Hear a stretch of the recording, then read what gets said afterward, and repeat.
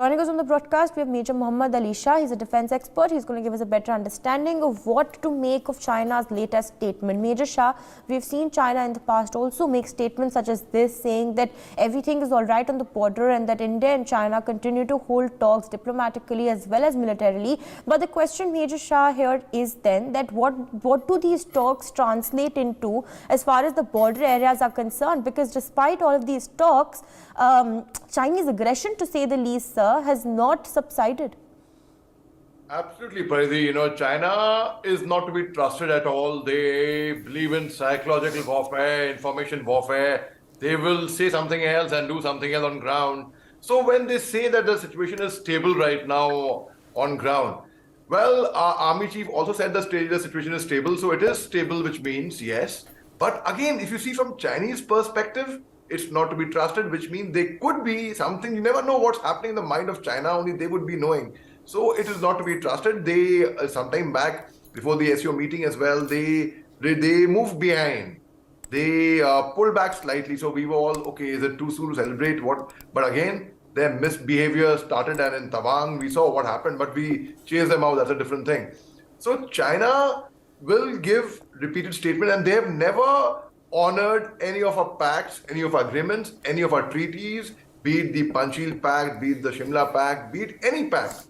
So the entire line of actual control, which is a perception, the entire 3,488 kilometer stretch, which has been debatable with China and us, it is, we know our maps, we know our troops know our maps well, they guard the borders. In fact, again, if you see a common sense, if you see that viral video I will talk about, it may not be of 9 December in Tawang, but the very fact, it shows the technology will not lie, that the way we chase them out of our land, there was a stone wall, there was a barbed wire there, but it was our territory, where Chinese were entering our territory. I'll give you a small example, I'll conclude by that. It's a simple example, Paridhi. If a thief comes to your house, will you leave the house and run?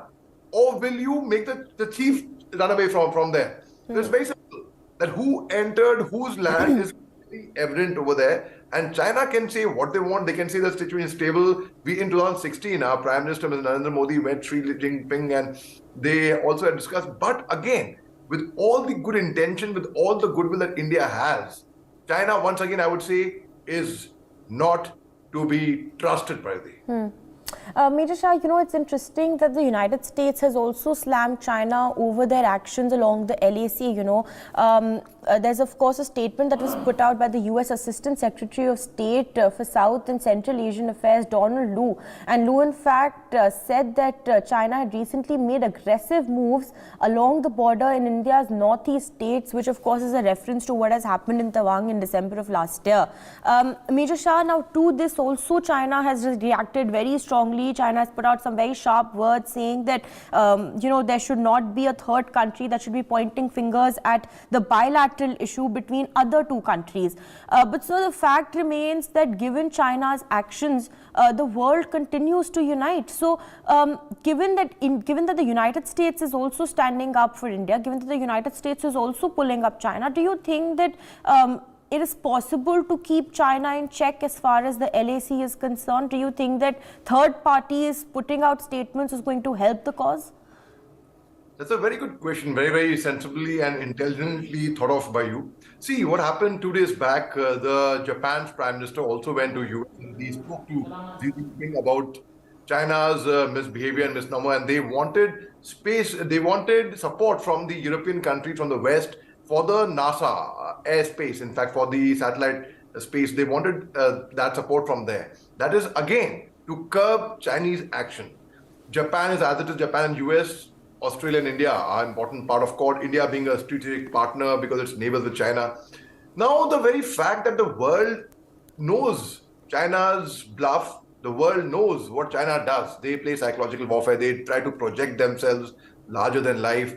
The very fact that China has now come closer to Russia. They were always friends with Russia. That's a different thing.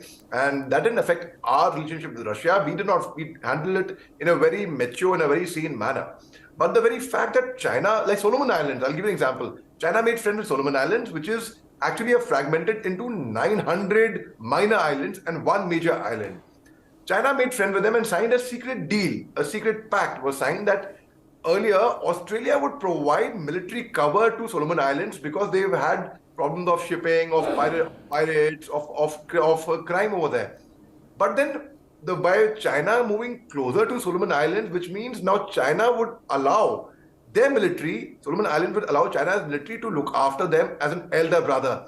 Which will Australia accept it? Australia will not accept it. Australia will not allow Chinese troops to come closer to them because globally, if you see the world, the globe, it's round. So the eastwards will ultimately come down to westward towards, and so if you go towards Solomon Island, it will come towards closer towards US. If you see it globe from the globe point of view.